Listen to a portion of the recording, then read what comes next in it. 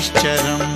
नीलाञ्जनसमाभासं रविपुत्रं यमाग्रजं छायामार्तण्डसम्भुतं तं नमामि शनैश्चरम्।